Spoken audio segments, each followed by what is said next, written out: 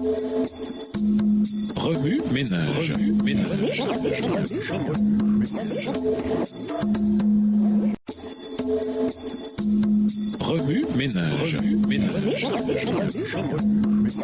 Bienvenue dans votre émission Revue ménage. Nous voyons sur de mercredi. Invité, accepter la victoire de Jésus. Comme le décrit la Bible, Jésus n'a jamais perdu une bataille contre Satan. Il est le puissant conquérant, le vainqueur des puissances du mal. Ceci dit, c'est une chose de croire que Jésus est sorti victorieux des tentations de Satan, mais c'en est une autre de croire que sa victoire est aussi la nôtre. Bien que la bataille fasse encore rage ici-bas, Satan a perdu. Un point c'est tout. C'est vrai non seulement de la victoire ultime du Christ au point culminant de l'histoire humaine, mais aussi de notre combat contre les principautés et les puissances du mal dans nos vies personnelles. Certains chrétiens vivent dans une défaite qui les frustre. Ils espèrent la victoire sur une attitude ou une habitude, mais ne saisissent jamais la réalité de la victoire du Christ pour eux dans leur vie personnelle. Dans les messages de l'Apocalypse adressés aux sept églises, nous trouvons 7 fois l'expression « à celui qui vaincra ». Dans Apocalypse 12, verset 11, nous trouvons à nouveau ce concept de vaincre. Le mot « vaincre » dans la langue originale du texte, c'est « nikao ».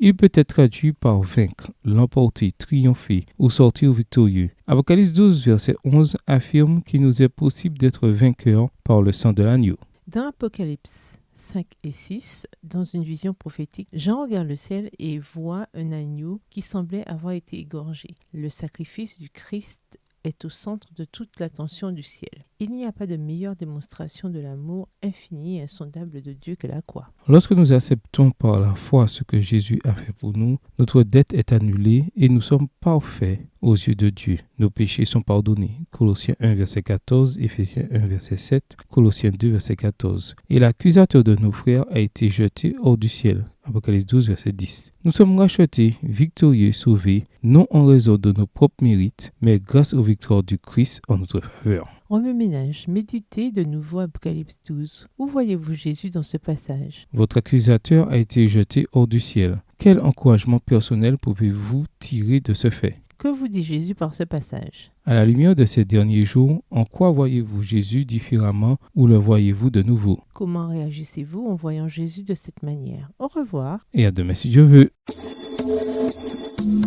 Revue ménage. Revue